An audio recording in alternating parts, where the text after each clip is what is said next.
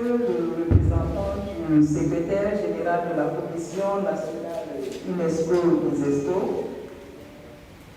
Messieurs les responsables des associations islamiques, Monsieur le directeur de la Ordre Islami Muslim au Cameroun, autorités administratives, traditionnelles et religieuses, distinguées personnalités, mesdames et messieurs, assalamu alaikum wa rahmatullahi wa barakatuh.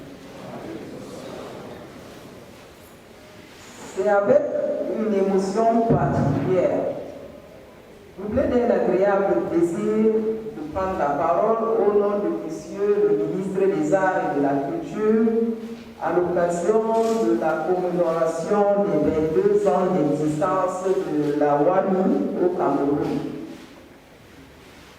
Cette activité s'inscrit dans le cadre des activités de la célébration de Yaoundé, capitale de la culture dans le monde islamique. Focalisée principalement dans le domaine humanitaire, social, éducatif et social, la WAMI commémore aujourd'hui ses 22 ans d'existence au service de la population camerounaise. En effet, l'action humanitaire des ONG islamiques nous rappelle l'histoire de l'émir Abdelkader de Damas qui, en 1860, au péril de sa vie, a intervenu lors des troubles confessionnels pour arrêter le massacre et protéger la communauté chrétienne. De par son existence et grâce à l'appui des dignitaires de la ville, ainsi qu'aux membres de son entourage, plusieurs milliers de familles chrétiennes furent sauvées. Cette histoire nous interpelle à deux titres. Le premier est le témoignage de la forte volonté des dignitaires musulmans du monde d'appliquer le principe de l'islam dans la promotion de la paix et d'assistance humanitaire. Le second est lié à la naissance des organisations internationales humanitaires islamiques. Vous l'aurez compris donc, que la décennie 1860 sur le plan humanitaire n'est pas seulement celle de Henri Dunant, fondateur de la Croix-Rouge internationale. Elle est aussi celle du voyant émir Abdelkader de Damas. L'engagement des organisations islamiques en général et celui de la WAMI en particulier dans ce sens mérite d'être commémoré. Tel est l'objet de la cérémonie de ce matin, de cet après-midi, La WAMI fait preuve du bon caractère humanitaire du musulman en partageant des dons alimentaires aux orphelins à la veille du jeûne du mois de Ramadan, pilier essentiel de l'islam.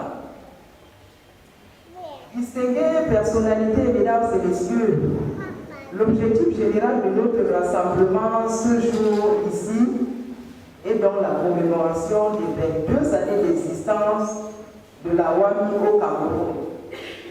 Conformément à ses missions, cette organisation, comme bien d'autres, contribue à perpétuer des valeurs de paix, d'entraide, de solidarité et de fondement de la culture islamique. Dans cette perspective, le ministère des Arts et de la Culture, dans ses missions de développement et de la diffusion des arts et de la culture nationale, de la protection, la conservation, l'enrichissement et la promotion du patrimoine artistique et culturel, participe à l'accompagnement de telles initiatives. Le dispositif gouvernemental dans ce volet et de mettre en œuvre la politique en matière de l'action humanitaire, de la lutte contre la grande pauvreté et les catastrophes naturelles, de la promotion de la culture civique et de la cohésion sociale. Le gouvernement entend coordonner sur l'ensemble du territoire national Et sur le plan international, toutes les actions d'information, de sensibilisation et de promotion de la paix, de la culture civique et de la cohésion sociale. Distinguées personnalités, mesdames et messieurs, vous l'aurez compris, le gouvernement ne ménage aucun effort pour la promotion de l'action sociale et de la mise en œuvre de la politique nationale en matière d'action humanitaire.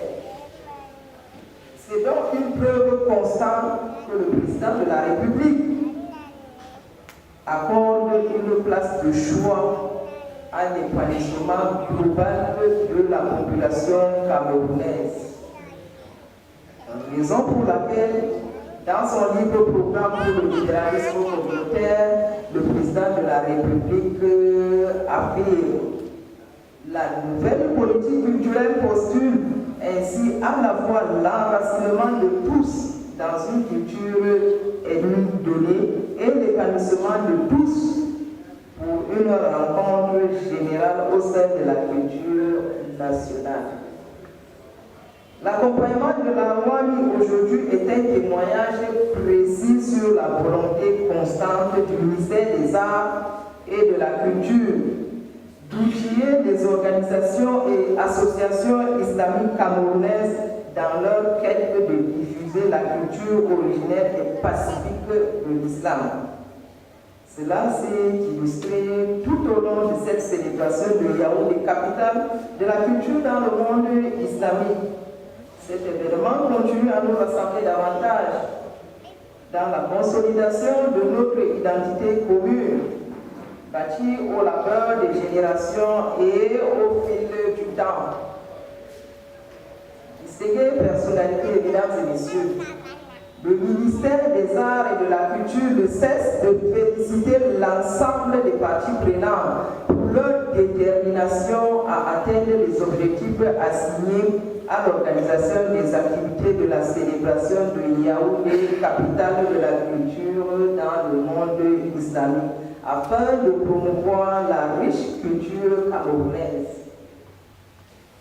Il ne fait aucun doute que l'esprit d'unité qui a prévalu l'organisation de Yaoundé, capitale de la culture dans le monde islamique, région Afrique 2022, constitue un témoignage que les diverses confessions qui animent la vie religieuse dans notre pays sont le socle sur lequel repose l'identité nationale. Elles sont le soubassement d'une culture nationale consolidée, produite et intégrée. L'intérêt que le Cameroun accorde à la célébration en cours est un témoignage de son engagement vis-à-vis des institutions internationales en général et de celles du monde islamique en particulier. Il ne nous reste que peu de temps pour clôturer la série des activités de Yaoundé, capitale de la culture dans le monde islamique.